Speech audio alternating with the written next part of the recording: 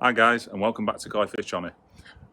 Just like to say a massive, big, huge thank you to everyone that commented on Tancho, the Tancho. It is actually carp box. You were 100% right, you guys that dropped all the comments and said, I know this because on his little orange dot on his head, he's got a little bit of a raised part where the little waxy residue is building. So it's definitely not raised scales because it'd be orange if it wasn't. So yeah, so massive, massive, massive thank you to you guys.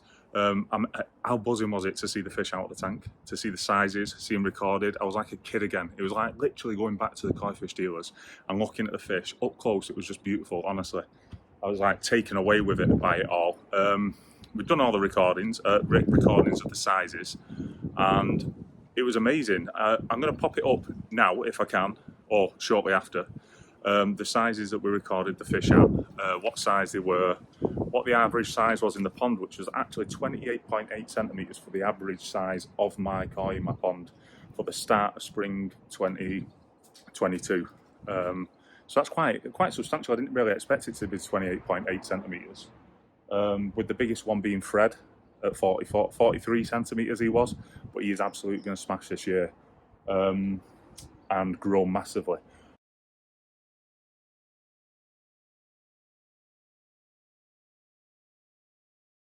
My emergency video went up and everybody responded. Like, that video really did very well on views and everything, and likes and an occasional dislike, but more importantly, people were there to offer good advice and guidance, and also educate me, but also share their opinions, because looking after koi, it's quite subjective. Everybody has their own way of doing stuff. So some people swear by the shower, like Jamie and everyone.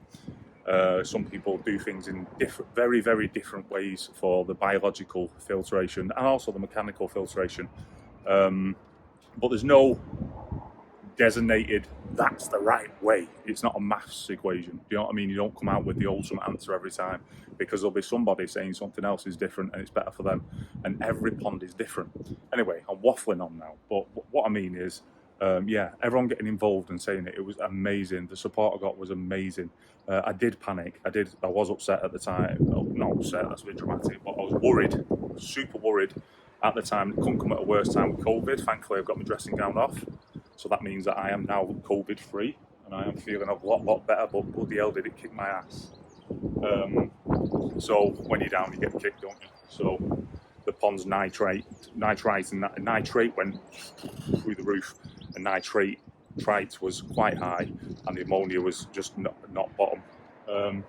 But anyway, again, I'm waffling. The responses I got, the advice I got was amazing.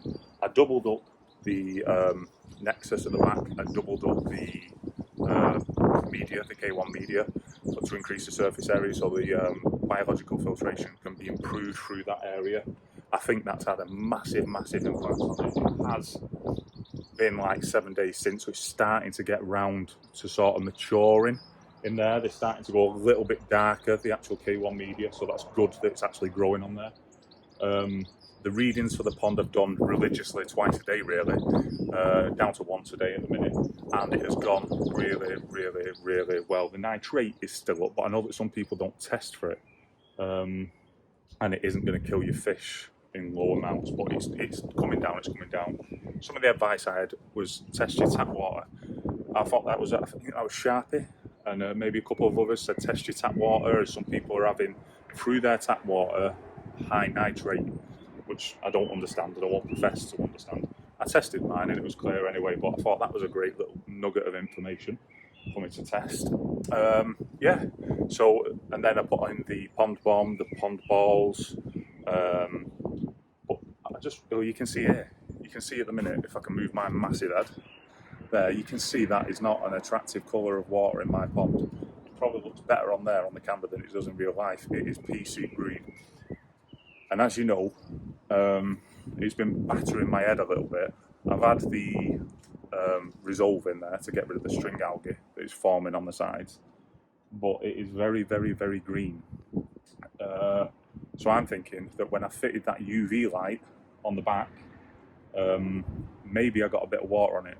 So I've ordered a new UV 55 bulb, and I'm going to fit that, but I'm going to fit it in the same way as Andy at Koi Pond Lifestyle, top guy, funny guy. In fact, he gave me a shout out on his channel, which was actually on my birthday, April Fool's Day, which is remarkable because I love his channel. I've watched it for years, like before I even started Koi Fish Johnny, because he's just a funny fella. Him and his fock, he uses fock in his pond. Yeah, so I'm going to go back into talking about the sizes of the fish that we had there. Fred at 44, the average size being 28.8.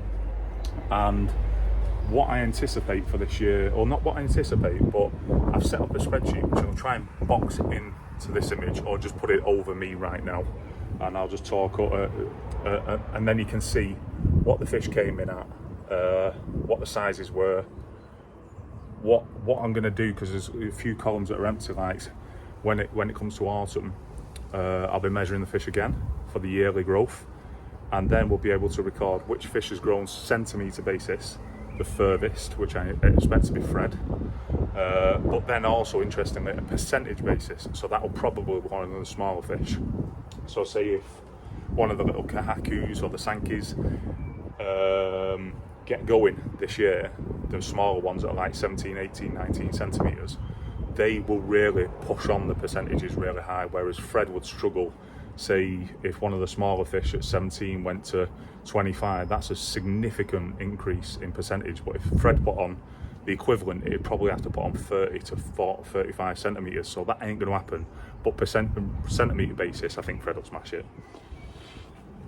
Some of the people commented on the fish, saying Otis was very popular, and the Gimbring Chagoy, and he is a beautiful fish.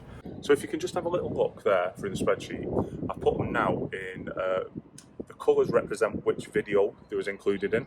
So there's 3 videos, so there's 3 colours.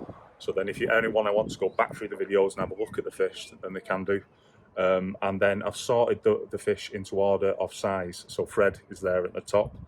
He's 43 centimetres, and the small ones, and then it just goes down to the small ones. So then at the end of the year, we'll fill that in. It'll be super exciting because I'm going to try and optimise the hell out of my pond to make these fish grow as much as I can. Get a good flow going round, good vortex, good food going in, the right type of food for the right type of temperatures. It'll just be exciting, I think, for you guys and for me, just to see what we can achieve. What type of growth you can sort of expect from a non-heated pond through summer. I think it is going to be incredible because it lets you know a little bit more about the fish. So yeah, I thought the support I had was absolutely mind-blowing with Tancho and with the crash. So I'd just like to say a massive thank you. And also I'd like to say that I am starting with the Tempest. So that arrived a couple of days ago. I'm going to have to build up to it. I ain't someone that does like this all the time, but I have started to process how I'm going to do it. I say, one of the things I'm struggling with is, you can see there at the back, I put down 6 blocks of wood for the attachments to be screwed into on the back wall. In fact, let me flip you around, I'll take you around now. So yeah guys, this is what I'm talking about round here. So this is going to be where the Tempest is going to be, just here. So I'm going to cut it so it bends, comes down at 45 degrees round here, up through the Tempest, back out 45 degrees, back into this pipe, back into the low return inside the pond. But fitting it onto the wall is going to be a little bit difficult, so I'm going to have to use 2 of these blocks at least horizontally, and then I'll have 1 vertically underneath, holding both up just to add additional strength, and then screw the bracket into there. So it'll be fitted at the bottom, fitted there, just so then it can get round this pipe at the side, come back up, back in. Yep. That ball valve is going to have to come off, but thankfully they've got slide valves in them. So, and in the event of an emergency, I could use one of the ball valves up there before the blade. So yeah, that's where that's going to be going, and that's what I'm going to be doing. Or I might just wait for my father-in-law because he's a little bit better at DIY and fitting things than me. I'll still do it, but I want him to coach me. So yeah, there we go. Super exciting. The Tempest is going in this week, and hopefully when that new UV light arrives, it will sort this pea soup problem out, because it is driving me absolutely crazy that I can't see my fish. And I've got a big green, dirty green puddle at the bottom of my bifolds. So as you guys know from all my videos when I was doing the extension, I built this so we could look in our house That's a beautiful clear pond and fish nicely swimming around the pond during the summer. It's summer and it's pea soup green, and that is not attractive. That's not what we want to see. So the new UV bulb will be fitted. I'm going to do it in the same way that Andy does. Don't touch the bulb. He doesn't touch the bulb because he got told not to touch the bulb, so he hasn't touched the bulb. I molested mine because it was the first time changing it. I didn't know you don't touch the bulb. There's a chance I would have got water on it. It is lighting up. It is lighting up. But I know that these UV lights are sensitive and you can only use them for 6 to 12 months. It's just difficult to gauge. Some people have different opinions on that as well. So all in all, that is absolutely amazing. And let's get this water green. Familiarise yourself with the spreadsheet there.